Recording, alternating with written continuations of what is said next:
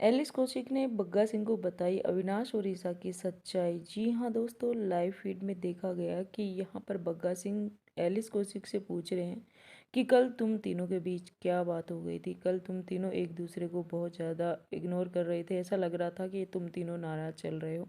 तो यहाँ पर एलिस कह रही है कि हाँ, थोड़ा सा अविनाश के एटीट्यूड को लेकर मुझे हर्ट फील हो जाता है, इसीलिए मैं अविनाश से बात नहीं कर रही थी। तो यहाँ पर बग्गा सिंह कह रहे हैं कि तो ईशा से भी तुम्हारी बात नहीं हो रही थी क्या। तो यहाँ पर एलिस कह रही कि नहीं, ईशा से मेरी बात हो रही थी, लेकिन अविनाश मिश्रा से मेरी बात नहीं हो रही थी, और ईशा के समझाने पर ही अविनाश ने मेरे से सॉरी कहा था, इसलिए मैं अविनाश से भी थोड़ा दूरी बना रखी थी। तो यहाँ पर बग्गा सिंह कह रहे हैं कि अविनाश और ईशा की दोस्ती अच्छी है। तो एलिस कह रही है कि हाँ, अविनाश हर बात ईशा की फॉलो करता है, और ईशा कहती है वैसे ये अविनाश मानता है।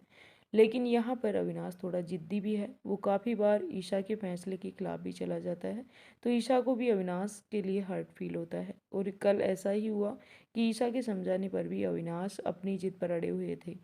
और अविनाश की बात कहूँ तो अविनाश के अंदर इमोशंस है ही नहीं। तो मैंने भी सोचा कि चलो यार, जाने दो, कोई बात नहीं, ये जैसा है वैसा है।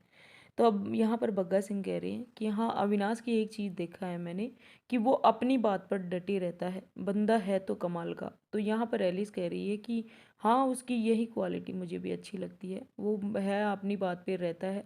और ये बात मुझे कल रियलाइज भी हुई, मुझे समझ में भी आई कि यार अपन अपने अनुसार चलाएंगे हर इंसान को तो वो नहीं चलेगा। अविनाश का नेचर ही ऐसा है तो रहेगा ही ऐसा।